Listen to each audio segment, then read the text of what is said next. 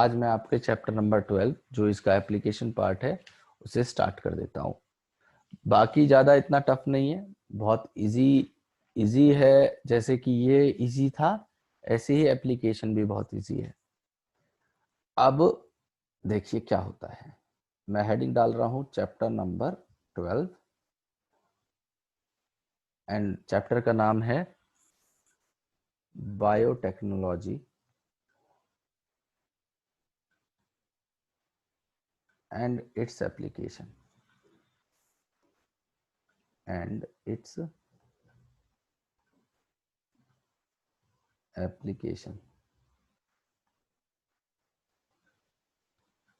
अब देखिए क्या होता है। हम लोगों ने चैप्टर नंबर 11 में तो पढ़ा कि बायोटेक्नोलॉजी के प्रिंसिपल या प्रोसेस क्या क्या है। अब हम यहाँ पे जो पढ़ने वाले हैं वो ये पढ़ने वाले हैं कि इसकी एप्लीकेशन क्या है। मतलब वहां पे तो हमने प्रोसेस पढ़ लिया, होता क्या है, प्रिंसिपल क्या है, क्या क्या यूज होगा, कैसे बनाएंगे, कैसे लार्ज स्केल प्रोडक्शन करेंगे या कैसे इंट्रोड्यूस करेंगे आरडीएनए को बनाने के बाद। लेकिन अब यहाँ पे हमें ये देखना है कि बायोटेक्नोलॉजी की एक्चुअल में एप्लीकेशन कहाँ पे है, मतलब कहाँ कहाँ यूज हो सकता है। तो बेटा बायोटेक्नोलॉजी की वाइड रेंज ऑफ एप्लीकेशन है। There are wide range of application. Biotechnology have wide range of application. अब कहोगे कि कहाँ कहाँ पे इसकी एप्लीकेशन है। तो भाई इसको यूज करके आप बायो फार्मास्यूटिकल्स तैयार कर सकते हो। बायो फार्मास्यूटिकल्स तैयार कर सकते हो। आप किसी भी चीज का डिजीज के लिए डायग्नोस्टिक यूज कर सकते हो। ये बताऊंगा कैसे डायग्नोस्टिक करते हैं। उसके अलावा आप जेनेटिकली मॉडिफाइड ऑर्गेनिज्म तैयार कर सकते हो। Genetically modified organism. भाई जेनेटिकली मॉडिफाइड ऑर्गेनिज्म वो ऑर्गेनिज्म होंगे जिनके अंदर आपने फॉरेन जीन को इंसर्ट किया है और उनके जीनोम को मैनिपुलेट किया है।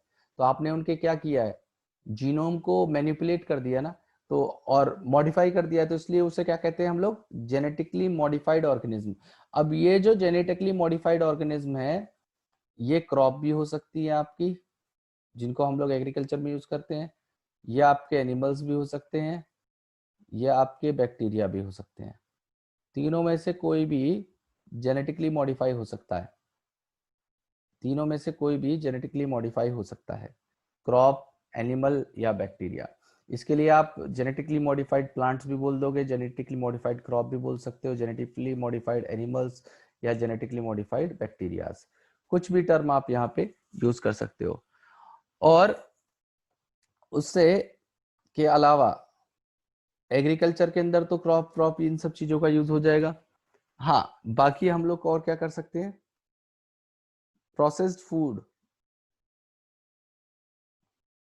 जैसे कर्ड फॉर्मेशन करवानी है आपको, चीज फॉर्मेशन करवानी है, उसके लिए कोई बैक्टीरिया है उसको मॉडिफाई कर दीजिए, वो आपके फूड को जल्दी प्रोसेस कर देगा। जो कर्ड फॉर्मेशन 8 घंटे में हो रही थी, आपने ऐसा मॉडिफाई किया कि वो 4 आवर्स में जो है कर्ड की फॉर्मेशन कर रहा है।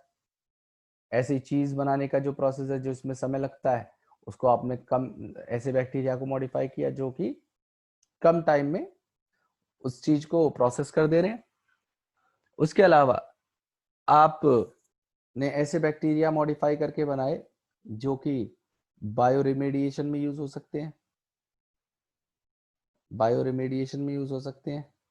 बायो रिमेडिएशन का मतलब क्या होता है, बायो रिमेडिएशन का मतलब होता है जैसे हम लोग वेस्ट वाटर ट्रीटमेंट करते हैं ना, उसे बायो रिमेडिएशन कहते हैं। मतलब हम लोगों ने बायोलॉजिकली क्या किया कि किसी भी वेस्ट को, मतलब वेस्ट लाइक जैसे वाटर है उसको, या किसी भी ऐसे सोर्स को पॉल्यूशन फ्री बनाने की कोशिश की, उसे हम लोग बायो रिमेडिएशन कहते हैं। ठीक है, तो वेस्ट ट्रीटमेंट के अंदर आप इसे यूज कर सकते हो। अब कहोगे सर ऐसा कैसे कर सकते हैं। भाई जैसे कभी कभी ऑयल स्पिल्स हो जाते हैं। जैसे ऑयल स्पिल क्या होता है, कि जो ओशियन होते हैं, ओशियन के अंदर जो रिग्स है जहाँ से ऑयल निकाला जा रहा है, क्रूड ऑयल निकाला जा रहा है, कच्चा तेल, फिर उसको प्रोसेस किया जाता है, उसी को पेट्रोल एंड डीजल आप यूज करते हैं। लेकिन कभी कभार ऐसा होता है कि पाइपलाइन लीकेज हो गई या शिप पलट गया जो ट्रांसपोर्ट कर रहा था, तो उसकी वजह से जो ऑयल है वो स्पिल हो गया, स्पिल मतलब फैल गया। अब वो ऑयल की डेंसिटी तो होती है कम पानी से, तो पानी के ऊपर वो तैरता है, तो उसकी वजह से क्या होगा कि जो डिजोल्व्ड ऑक्सीजन है वो कम हो जाता है वाटर के अंदर, जिसकी वजह से जो मरीन लाइफ है वो अफेक्ट होती है। तो हम क्या, एक बैक्टीरिया इंडिया में ही क्या नाम है, उसको इजाद किया गया, उसको डिस्कवर किया गया कि वो क्या करता है, वो ऑयल जो फैल जाता है ना उसके ऊपर फीड करता है और जल्दी जल्दी उसको फीड करके खत्म कर देता है। उससे क्या होगा कि जो आपके वाटर सरफेस पे ऑयल स्पिल हुआ है उसकी वजह से जो नीचे बायोडाइवर्सिटी है जो किल हो रही है वो बच जाएगी। तो ये सारी चीजें हम लोग एप्लीकेशन में पढ़ने वाले हैं। अब बात करते हैं कि 3 क्रिटिकल रिसर्च एरिया हैं कौन कौन से बायोटेक्नोलॉजी में। तो देखिए कौन कौन से क्रिटिकल एरियाज हैं जिन पे आज की डेट में बायोटेक्नोलॉजी काम कर रही है। ये इंट्रोडक्शन है, ठीक है। इससे क्वेश्चन वोश्चन तो ऐसे आप सोच लीजिए नहीं आएंगे, क्वेश्चन जहाँ आएंगे मैं बता दूंगा आपको। तो नेक्स्ट हेडिंग जो मैं बताने वाला हूँ, it is 3 critical research area of biotechnology. 3 critical research area of biotechnology. अब वो 3 एरियाज कौन कौन से हैं जिसमें बायोटेक्नोलॉजी आज की डेट में रिसर्च कर रही है। तो सबसे पहला है कि हम लोग इस तरीके का बेस्ट कैटलिस्ट प्रोवाइड करें। अब वो बेस्ट कैटलिस्ट कौन हो सकता है?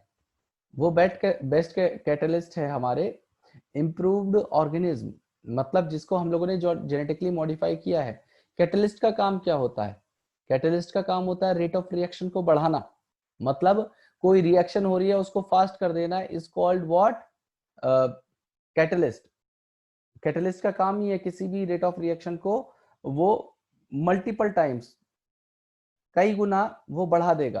तो यहाँ पे जब हम लोगों ने, याद कीजिए, बायोरिएक्टर पढ़ा था, तो बायोरिएक्टर के अंदर एक चीज पढ़ी रही थी हमने, वो था क्या, कि हम लोग रॉ मटेरियल को ले रहे थे और रॉ मटेरियल को लेने के बाद हमारे जो जेनेटिकली मॉडिफाइड बैक्टीरियाज या ऑर्गेनिज्म थे जिनके अंदर हमने आरडीएनए इंट्रोड्यूस किया था, वो बैक्टीरिया उसको फाइनल प्रोडक्ट के अंदर कन्वर्ट कर रहे थे, फाइनल प्रोडक्ट बना रहे थे। और इसी फाइनल प्रोडक्ट को तो हम लोग डाउनस्ट्रीम प्रोसेसिंग करके जो है मार्केट प्लेस में अवेलेबल करवा रहे थे। तो ये क्या किया बैक्टीरिया ने, इस रॉ मटेरियल को फाइनल प्रोडक्ट के अंदर कन्वर्ट कर दिया, मतलब रेट ऑफ रिएक्शन को बढ़ा दिया। तो यही चीज यहाँ पे है। तो फर्स्ट क्रिटिकल रिसर्च एरिया है कि providing the best catalyst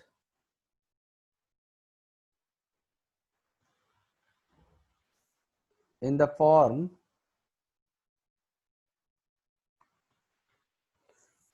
of improved organism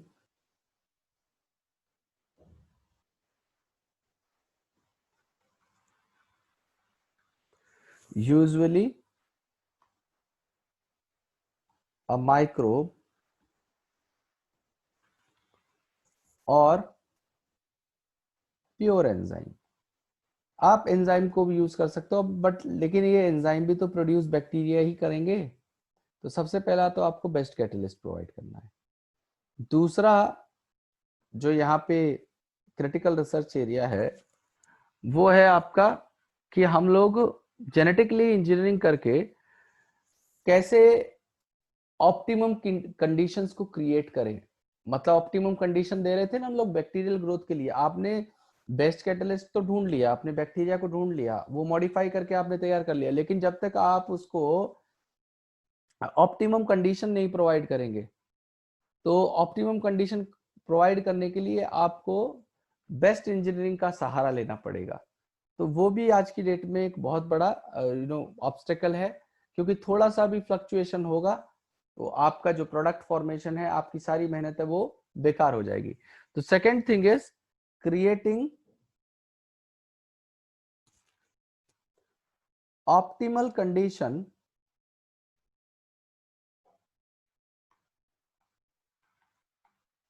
through engineering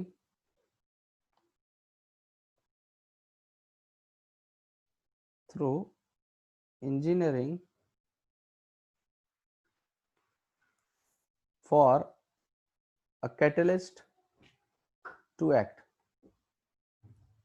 catalyst को एक्ट करने के लिए हम लोग क्या करेंगे, ऑप्टिमल कंडीशन देंगे, और वो प्रोवाइड कैसे होगी, थ्रू इंजीनियरिंग। अब थर्ड स्टेप क्या है, डाउनस्ट्रीम प्रोसेसिंग टेक्निक्स या टेक्नोलॉजीज, जिससे हम लोग प्यूरिफाई कर देंगे उस प्रोटीन को या ऑर्गेनिक कंपाउंड को जो हमने सिंथेसाइज किया। तो थर्ड स्टेप ना कह के मैं इसे रिसर्च एरिया कह रहा हूं यहाँ पे, that is downstream processing. Last step हमारा क्या था, downstream processing to purify the organic compound, purify the organic compound. जो भी आपने सिंथेसाइज किया उस सबको फाइनली आप डाउनस्ट्रीम प्रोसेसिंग करेंगे। अब एप्लीकेशन क्या क्या है जेनेटिक इंजीनियरिंग की, हमने वो सबसे पहले तो मैंने वाइड रेंज ऑफ एप्लीकेशन बता दी, लेकिन अगर हम लोग बात करें तो एप्लीकेशंस को हम लोगों ने 3 पार्ट में डिवाइड किया हुआ है। वो 3 पार्ट कौन कौन से हैं देख लीजिए एक बार। वो 3 पार्ट कौन कौन से हैं जो एप्लीकेशन में हमने यहाँ पे डिवाइड किए हुए हैं। सो मैं लिख रहा हूं एप्लीकेशन ऑफ जेनेटिक इंजीनियरिंग।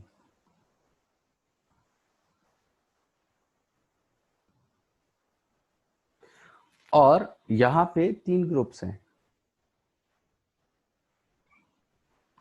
अब वो ग्रुप कौन कौन से हैं, पहले ग्रुप की बात करूं तो वो है किसी भी जीन प्रोडक्ट की बात करनी, मतलब हम लोग कोई भी जीन प्रोडक्ट बनाएंगे through genetic engineering. Gene product कैसे बनाया जा सकता है, आप किसी भी ऑर्गेनिज्म को मॉडिफाई करिए, जैसे बैक्टीरिया को आपने मॉडिफाई कर लिया और उनके थ्रू आपने किसी भी केमिकल कंपाउंड को सिंथेसाइज करवाया, उसके लिए जो भी जीन ऑफ इंटरेस्ट थी आपने बैक्टीरिया के अंदर डाली और बैक्टीरिया को आपने लार्ज स्केल प्रोडक्शन किया, और वो बैक्टीरिया आपके लिए उस जीन के हिसाब से जो भी आपने जीन वहां पे इंसर्ट करिए वो उस जीन प्रोडक्ट को फॉर्म कर देगा। उसके अलावा आप किसी भी प्लांट एनिमल के अंदर चेंज लाना चाहते हो, चेंज मतलब उसके अंदर कोई भी एक्सटर्नल फीचर, तो आप नया फिनोटाइप अगर लाओगे तो आप ये भी कर सकते हो। उसके अलावा जीन थेरेपी, इसके बारे में आपको नहीं पता, ये मैं अभी आपको बता देता हूँ। ये 2-3 चीजों का तो बेसिक आइडिया है कि किस तरीके से हम जीन प्रोडक्ट बनवाएंगे। अरे जीन प्रोडक्ट बनाना क्या, सिंपली आरडीएनए, आप लोगों ने सबसे पहले एक फॉरेन जीन ऑफ इंटरेस्ट को लिया, उस फॉरेन जीन ऑफ इंटरेस्ट को आरडीएनए के की फॉर्म में वेक्टर के साथ जोड़ा और उस आरडीएनए को होस्ट में इंट्रोड्यूस किया। अब होस्ट वो कोई भी हो सकता है, एनिमल सेल भी हो सकती है, प्लांट सेल भी होती है, बैक्टीरिया भी हो सकती है, किसी के अंदर भी इंट्रोड्यूस कर दिया। अब आपने वो क्यों किया था, फॉर एग्जाम्पल आपने बैक्टीरिया के अंदर इंसुलिन इनकोडिंग जीन क्यों डाली थी, बिकॉज वहां पे इंसुलिन का प्रोडक्शन हो रहा था, तो आपने वहां पे क्या हुआ, जीन प्रोडक्ट बनवाया, दैट वाज इंसुलिन। अब यहाँ पे न्यू फिनोटाइप की बात है।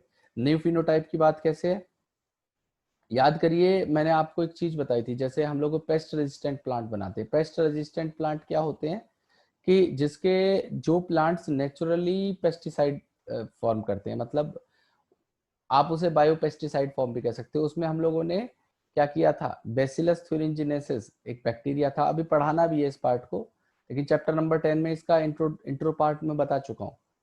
हम लोगों ने बैसिलस थुरिनजेनेसिस एक बैक्टीरिया था जो कि क्रिस्टल प्रोटीन बना रहा था, जिसे मैं क्राई प्रोटीन कह रहा था। उस क्राई प्रोटीन को इनकोड करने वाले जीन को हमने प्लांट के अंदर इंट्रोड्यूस करा, और प्लांट के अंदर इंट्रोड्यूस करने की वजह से वो प्लांट उस क्रिस्टल प्रोटीन को खुद बनाने लग गया।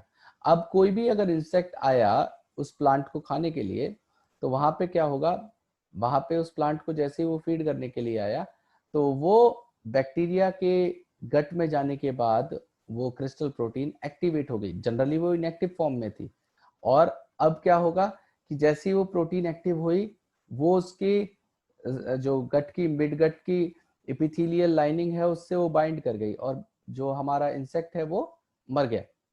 तो हमने वहां पे क्या किया, प्लांट को पेस्ट रेजिस्टेंट बना दिया। तो वो पेस्ट रेजिस्टेंट प्लांट क्या है, एक नया तरीके का फिनोटाइप है। सिमिलरली हम लोगों ने, मैंने आपको एक एग्जांपल दिया था कि हम किसी भी फ्रूट का कलर बदल सकते हैं, शेप बदल सकते हैं, कुछ भी बदल सकते हैं, मतलब बाहर का कोई भी एक्सटर्नल फीचर है उसे हम अपने हिसाब से मैनिपुलेट कर देंगे। उसके अलावा एक होता है जीन थेरेपी। जीन थेरेपी के बारे में आपको आइडिया नहीं है, वो सुन लीजिए। जीन थेरेपी का मतलब क्या है कि जैसे आप एक सीधी सीधी बात समझिए, याद करिए जेनेटिक डिसऑर्डर पढ़े थे हम लोगों ने, जेनेटिक डिसऑर्डर पढ़े थे, और जेनेटिक डिसऑर्डर में हम लोगों ने मेंडेलियन डिसऑर्डर पढ़े थे जो सिंगल जीन म्यूटेशन के कारण हो रहे थे। याद करिए, मेंडेलियन डिसऑर्डर्स थे जो कि सिंगल जीन म्यूटेशन के कारण हो रहे थे। अब होगा क्या कि जीन, सिंगल जीन के अंदर हुआ है म्यूटेशन जिसके कारण हो रहा है डिजीज। अगर हम ऐसा करें, उस म्यूटेटेड जीन को, उस म्यूटेटेड जीन को हम लोग रिप्लेस कर दें एक नॉर्मल जीन से, तो क्या वो हमारा जेनेटिक डिसऑर्डर जो यहाँ पे हुआ है, क्या ये ट्रीट नहीं होगा? ये जेनेटिक डिसऑर्डर जो हुआ जिसके लिए रिस्पॉन्सिबल कोई म्यूटेटेड जीन थी, उसको ही हम लोगों ने एक नॉर्मल जीन से रिप्लेस कर दिया। तो इस चीज को जीन थेरेपी कहा जाता है। This thing is called gene therapy. नहीं, एलियंस पे होता है, ह्यूमंस पे नहीं होता बेटा, ये एलियंस पे होता है। कैसी बात कर रहे हो यार, ऑब्वियसली ह्यूमंस पे होगा। मैं जेनेटिक डिसऑर्डर बता रहा हूँ, तो किसके अंदर जेनेटिक डिसऑर्डर होते हैं? ह्यूमंस के अंदर ही तो हो रहे थे। है भाई, मैंने प्लांट की तो बात नहीं करी, मैं तो ह्यूमंस की बात कर रहा हूँ। फिनाइलकीटोन्यूरिया, सिकल सेल एनीमिया, और 15-20 नाम गिना दूं? अब भाई ऐसी बात मत करा करो, ह्यूमंस के ऊपर ही होगा। अब आगे की बात सुनिए, होगा क्या। पहले एग्रीकल्चर की बात करते हैं। सबसे पहली जो इसकी एप्लीकेशन है एग्रीकल्चर में क्या क्या है वो हम देख लेते हैं। तो बायोटेक्नोलॉजी एप्लीकेशन इन एग्रीकल्चर,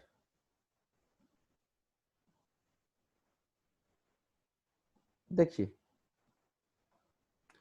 हम लोग जब भी एग्रीकल्चर करते हैं तो तीन ऑप्शन दिमाग में आते हैं कि इन तीन बेसिस पे एग्रीकल्चर को किया जा सकता है प्रोडक्शन ऑफ फूड के लिए, मतलब एग्रीकल्चर करके।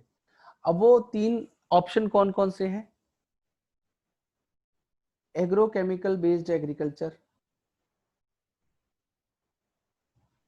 Agrochemical based agriculture. दूसरा ऑप्शन आता है दिमाग में ऑर्गेनिक एग्रीकल्चर।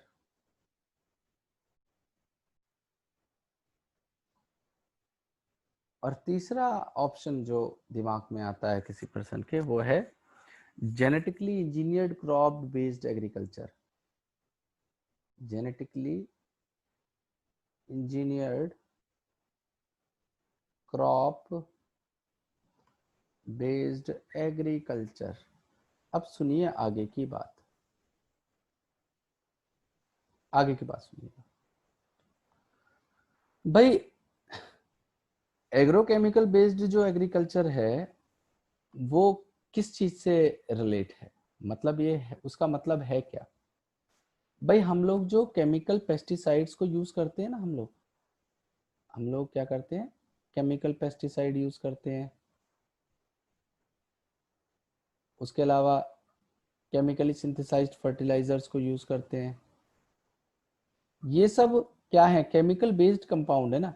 तो अगर केमिकल बेस्ड कंपाउंड्स के बेसिस पे आप एग्रीकल्चर कर रहे हो तो उसे एग्रोकेमिकल बेस्ड एग्रीकल्चर कहते हैं। अब एग्रोकेमिकल बेस्ड एग्रीकल्चर की वजह से जो फूड प्रोडक्शन है वो ट्रिपल हो गया था। मतलब कभी ऐसा हुआ था कि 1960s की बात है ये, इंडिया के अंदर क्या था कि ना बहुत हमारी ईल्ड कम हुआ करती थी खेतों की। मतलब हम लोग के जो फार्मर्स थे वो कन्वेंशनल टेक्निक यूज करते थे, उनको इन सब चीजों की नॉलेज नहीं थी। तो जैसे जैसे एडवांसमेंट आई, हम लोग बाहर से वीट इंपोर्ट किया करते थे, 1960s में वीट इंपोर्ट किया करते थे। तो उसके बाद हमारे जो IARI सेटअप हुआ दिल्ली में, इंडियन एग्रीकल्चर रिसर्च इंस्टीट्यूट, उसके बाद धीरे धीरे धीरे धीरे लोगों को बताया गया और कुछ टेक्निक्स थी जिनको इन्वेंट किया गया, इन्वेंट करा गया क्या, या बाहर से उस टेक्नोलॉजी को ट्रांसफर किया गया। तो उसकी वजह से जो इंडिया में ग्रीन रिवॉल्यूशन आई, और ग्रीन रिवॉल्यूशन आई तो उसमें जो व्हीट एंड राइस का प्रोडक्शन है वो ट्रिपल टाइम बढ़ गया। मतलब कभी एक टाइम पे जो व्हीट का प्रोडक्शन था वो 11 मिलियन टन हुआ करता था पर साल, पर ईयर का जो टोटल था। और जैसे ग्रीन रिवॉल्यूशन आई आफ्टर सम टाइम, जब जैसे फार्मर्स को ये एग्रोकेमिकल बेस्ड एग्रीकल्चर और मॉडर्न एग्रीकल्चर टेक्निक के बारे में पता चला, तो वो 11 मिलियन टन से बढ़ के 77 मिलियन टन हो गया। अप्रोक्सीमेटली आप सोचिए ना, 6 और 7 टाइम्स वो इंक्रीज हुआ। सिमिलरली राइस का प्रोडक्शन जो कभी 35.5 मिलियन टन था वो 89.5 मिलियन टन हो गया, मतलब अप्रोक्सीमेटली 90। तो वो भी देख लीजिए, ट्रिपल टाइम इंक्रीज हुआ। तो एग्रोकेमिकल बेस्ड एग्रीकल्चर से क्या हुआ कि हमारा फूड प्रोडक्शन ट्रिपल तो हुआ, लेकिन धीरे धीरे उसके साइड इफेक्ट्स आने लगे। क्यों? ये पॉल्यूशन क्रिएट कर रहा था, सॉइल को पॉल्यूट कर रहा था, फर्टिलिटी को अफेक्ट कर रहा था। तो लोगों का रुझान आया कि नहीं भाई, अब एक काम करते हैं, हम लोग ऑर्गेनिक एग्रीकल्चर करते हैं। लेकिन ऑर्गेनिक एग्रीकल्चर भी इतना सक्सीड नहीं हुआ, और ह्यूमन पॉपुलेशन दिन पे दिन बढ़ रही है, हमें कम एरिया में ज्यादा प्रोडक्शन चाहिए। तो हमने क्या किया कि जेनेटिकली इंजीनियर्ड क्रॉप्स को बनाया, जिससे हम लोग अपने फूड के प्रोडक्शन को और फूड की क्वालिटी को ज्यादा कर सकते हैं। मतलब उसकी न्यूट्रिशनल क्वालिटी को भी बढ़ा सकते हैं। अभी बताऊंगा कैसे न्यूट्रिशनल क्वालिटी बढ़ाएंगे। मतलब फॉर एग्जांपल, आप हम लोग फूड क्यों गेन, मतलब हम लोग why we eat food to gain nutrition. और अब सपोज करो, जैसे आपने क्वांटिटी में तो ज्यादा फूड खाया लेकिन वो न्यूट्रिएंट में रिच नहीं है, तो आपने क्या हुआ, फूड तो ज्यादा खा रहे हो लेकिन वो न्यूट्रिशनल फूड नहीं है। और आप एक दूसरी तरफ, आप कम अमाउंट में फूड खाइए लेकिन उसमें न्यूट्रिएंट्स बहुत ज्यादा रिच है। तो हम लोग क्या कर सकते हैं, बायोटेक्नोलॉजी की मदद से फूड की न्यूट्रिशनल क्वालिटी को एनरिच कर सकते हैं। अभी बताऊंगा मैं आपको, इसकी एप्लीकेशन वाले पार्ट जब समझाऊंगा तो मैं आपको ये सारी चीजों को एक्सप्लेन करूंगा। तो यहां पे क्या हुआ कि ग्रीन रिवॉल्यूशन आई, जिसकी वजह से हमारी ट्रिपलिंग हुई फूड सप्लाई में। पर फिर भी जो फूड प्रोड्यूस हो रहा था वो इतना ज्यादा इनफ नहीं था कि हम लोग ट्रिपलिंग, जो जो हमारी फूड, जो ग्रोइंग ह्यूमन पॉपुलेशन है उसको वो फीड करवा पाए। तो साइंटिस्ट ने क्या डिसाइड किया, साइंटिस्ट ने डिसाइड किया कि हम लोग क्या करेंगे, genetically modified crop based agriculture करेंगे। और यही एक पॉसिबल सॉल्यूशन बचा है जिससे हम लोग क्या कर सकते हैं, जो बढ़ रही है पॉपुलेशन उसको हम लोग फूड प्रोवाइड करवा सकते हैं। अब एडवांटेजेस की बात कर लेते हैं, एग्रीकल्चर में क्या क्या एडवांटेजेस होंगी जेनेटिकली मॉडिफाइड क्रॉप की। चलिए देखिए, सबसे पहला पार्ट में जो बताने वाला हूं वो है एडवांटेजेस ऑफ जेनेटिकली मॉडिफाइड और organic crops. advantages of genetic modification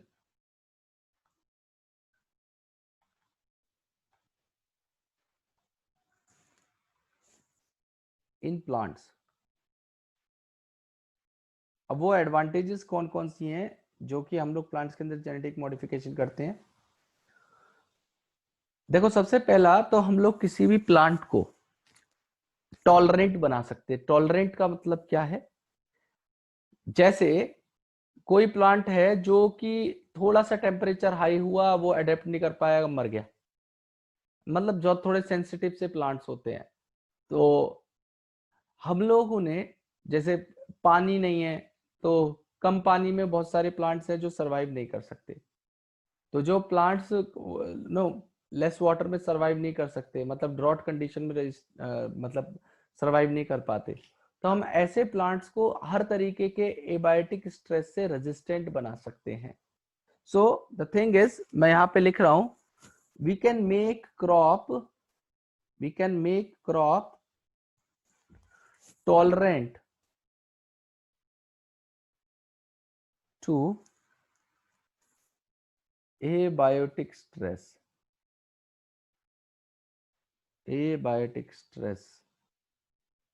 like cold, drought, salt and heat.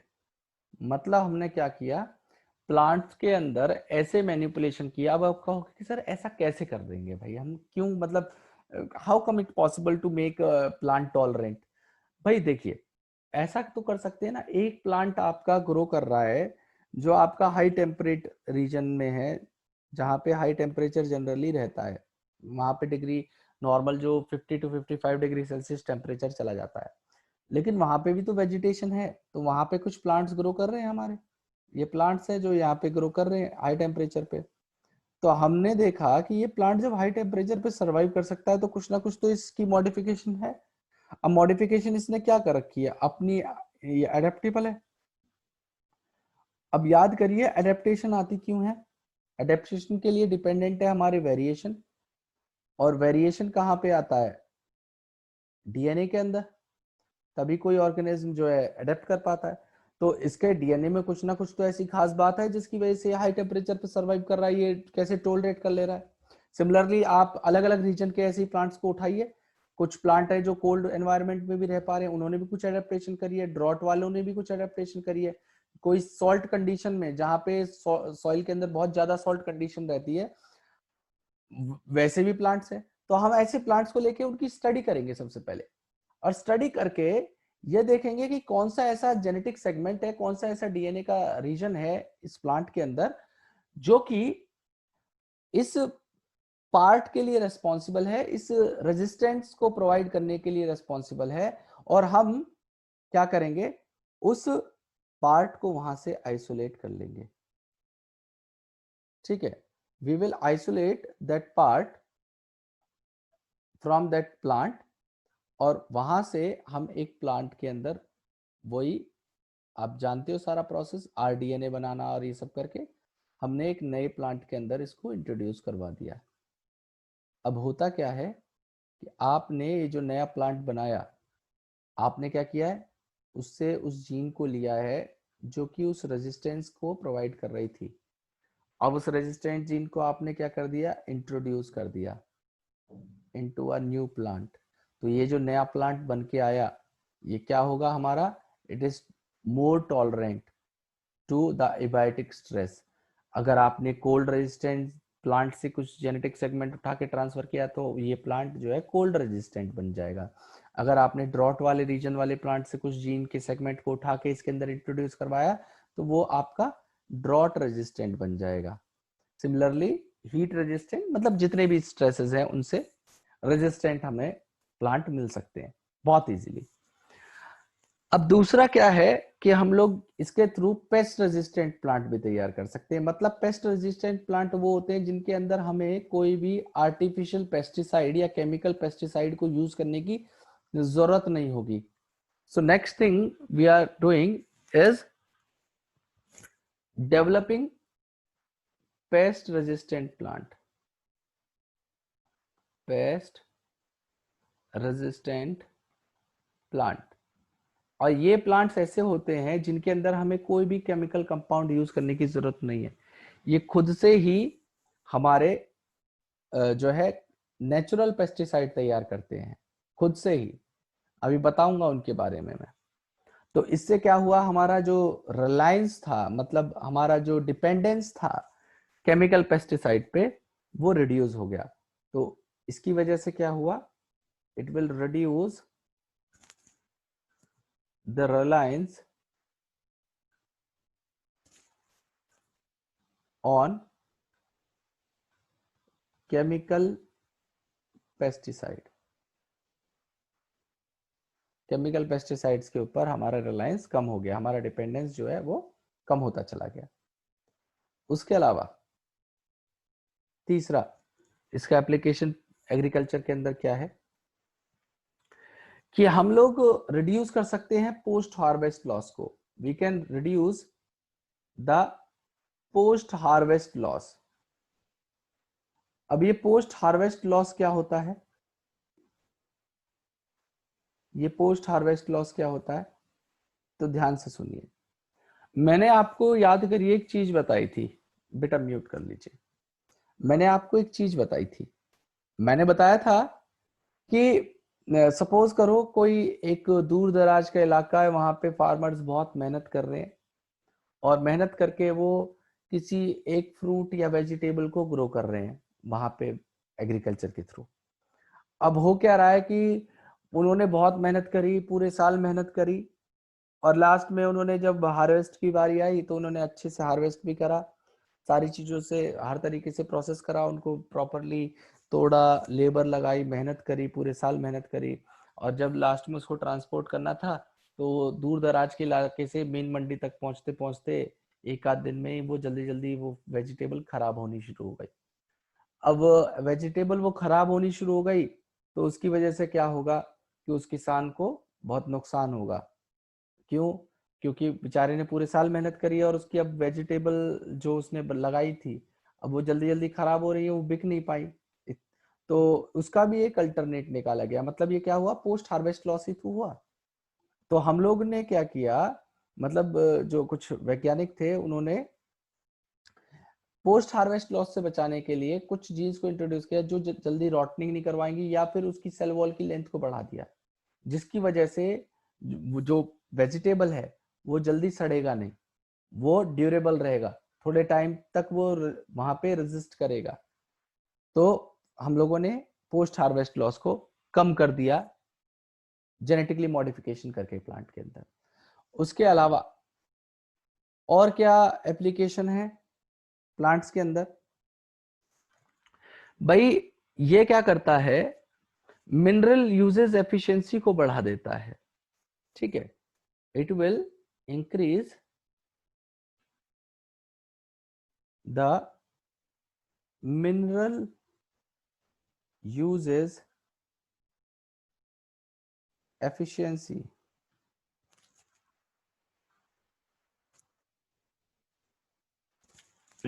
by plants।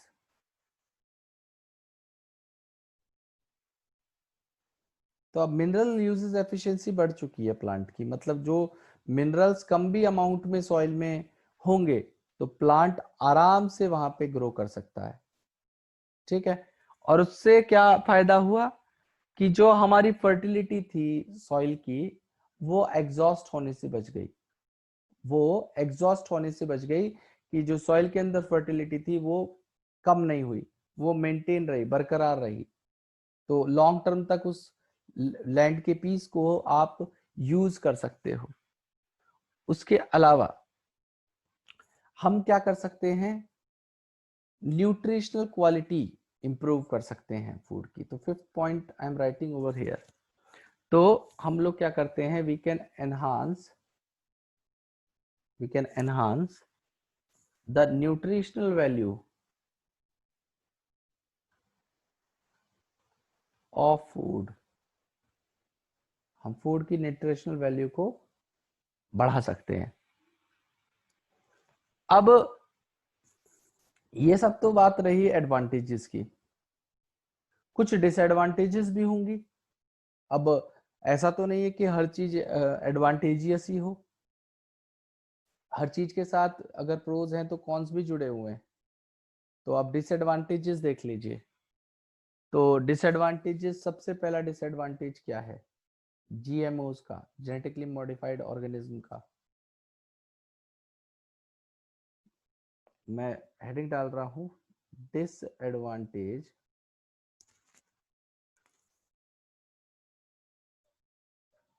Of genetically modified plants.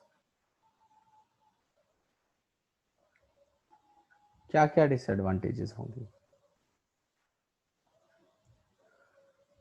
तो भाई सबसे पहली जो डिसएडवांटेज है, आप लोगों ने आज तक हर तरीके के जो है ना पॉल्यूशन सुने होंगे। आज मैं बिल्कुल एक नए टाइप का पॉल्यूशन बताता हूं आपको, वो है जेनेटिक पॉल्यूशन। ये जेनेटिक पॉल्यूशन कॉज कर सकते हैं। अब कहोगे कि सर जेनेटिक पॉल्यूशन क्या होता है? भाई आपने क्या किया कि कोई जेनेटिकली मॉडिफाइड ऑर्गेनिज्म, आपने सपोज करो ये एक फील्ड है जहां पे जो हाइब्रिड की जो प्लांट्स हैं वो ग्रो हो रहे हैं, यहाँ पे हाइब्रिड वाले प्लांट्स हैं जो नॉर्मल है। और इसी के बराबर में ऐसा हुआ कि आपने एक और फील्ड था, उसके अंदर जीएमओस को, जितने जेनेटिक मॉडिफाइड क्रॉप्स हैं उन्हें यहाँ पे लगा दिया।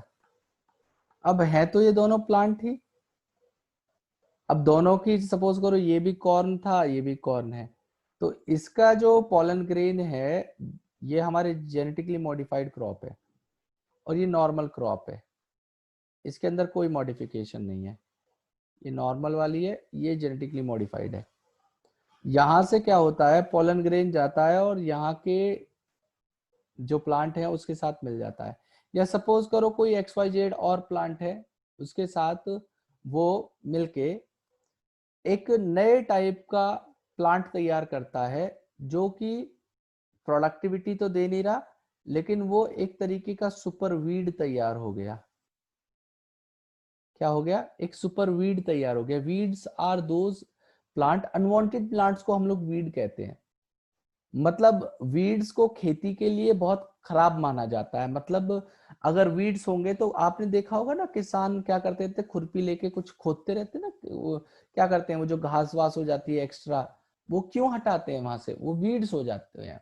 उन वीड्स को निकालना इसलिए जरूरी है, अगर वीड को नहीं निकालेंगे ना बेटा, तो वो क्या करेंगे, सारे न्यूट्रिशन को वो ही ले जाएंगे, और न्यूट्रिशन को सारे के यूज कर लेंगे, तो क्रॉप को क्या मिलेगा अगर वीड ही ले गए? तो वीड एक तरीके से बहुत हार्मफुल माने जाते हैं एग्रीकल्चर के लिए, हमारी एग्रीकल्चर के लिए अच्छे नहीं होते। तो अगर कोई सुपर वीड तैयार हो गया तो हम तो ऑलरेडी जो एग्जिस्टिंग वीड है उनसे लड़ रहे हैं, और अगर एक नए टाइप का वीड और तैयार हो गया या वाइल्ड रिलेटिव जो थे उनको उसने अफेक्ट कर दिया, तो उसकी वजह से क्या होगा, जेनेटिक पॉल्यूशन कॉज हो जाएगा। आ रही है बात समझ में? तो ये क्या करेगा, ये जेनेटिक पॉल्यूशन कॉज करेगा इन वाइल्ड रिलेटिव ऑफ क्रॉप्स,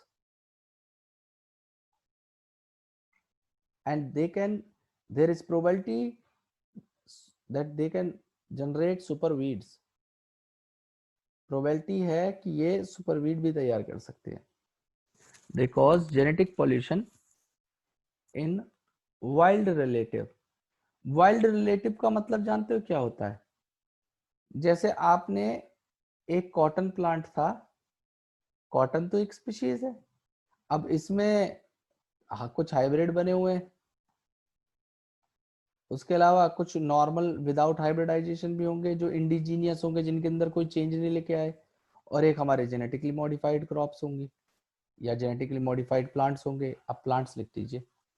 तो आप ये देखिए, ये जीएमपीज की वजह से, प्लांट्स की वजह से हमारे जो दो बचे हुए हाइब्रिड और नॉर्मल प्लांट हैं, अगर इनके अंदर इसने कोई जाके मैनिपुलेशन, मतलब ये जो जीन है इसके, अब सपोज करो कोई प्लांट है उसके पास मतलब उस प्लांट के अंदर हम लोगों ने मॉडिफिकेशन कर दिया, तो वो जो मॉडिफिकेशन है वो कहीं ना कहीं पॉलन ग्रॉन्स को भी तो अफेक्ट करेगा उसके, तो हमारे जो वाइल्ड रिलेटिव हैं उस स्पीशीज के, उनको भी अफेक्ट करेगा।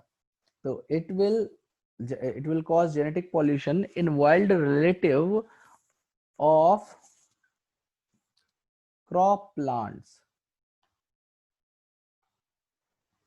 उसके साथ साथ हमारे नेचुरल एनवायरनमेंट को भी अफेक्ट करेगा, and it affect our natural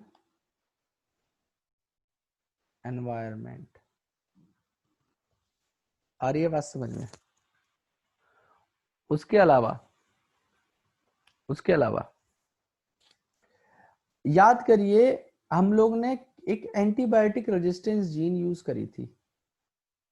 we had used one antibiotic resistance gene.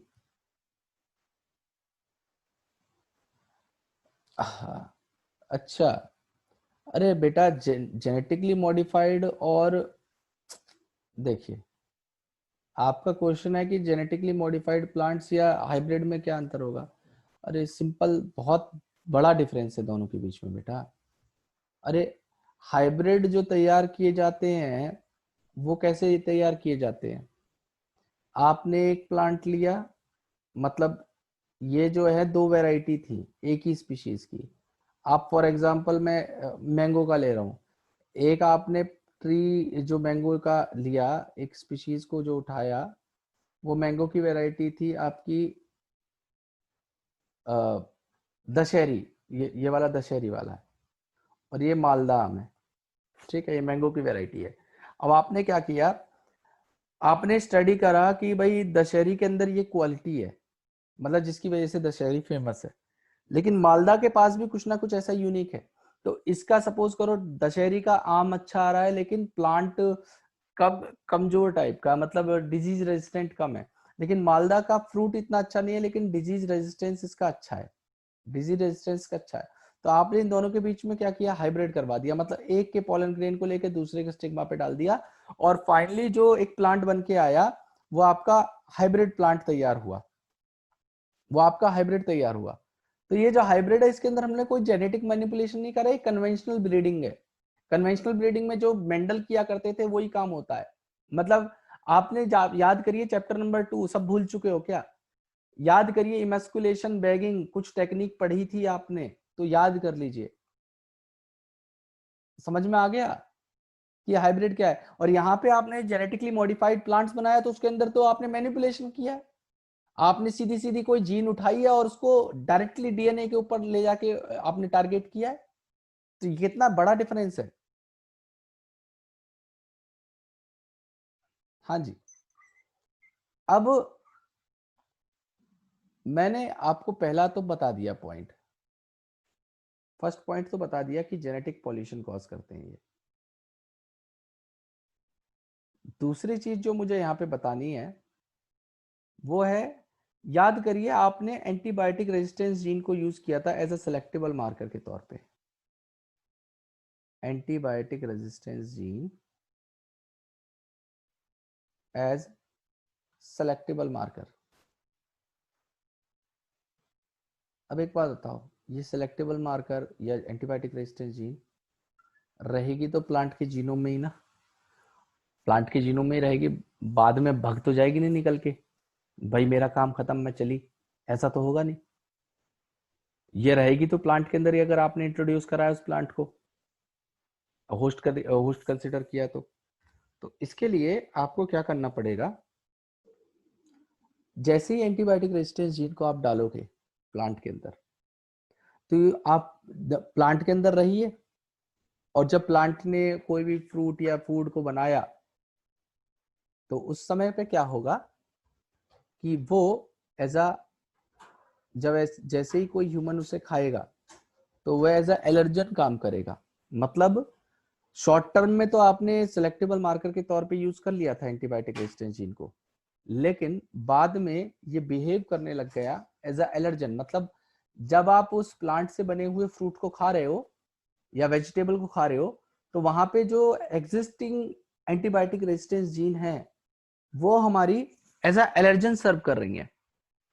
और एलर्जन आप जानते ही हो, और आजकल रिसेंट केसेस में देखा गया है कि कुछ बड़े केसेस भी मिले हैं जो जिससे कुछ ज्यादा मेजर टाइप के डिजीज हुए, मतलब डिजीज नई कंडीशन ही बन के आ गई ये जेनेटिकली मॉडिफाइड क्रॉप्स के या प्लांट्स को खाने की वजह से। उसके अलावा ये हमारे नेचुरल बायोडाइवर्सिटी को अफेक्ट करेंगे, ठीक है। They can affect the native biodiversity of an area.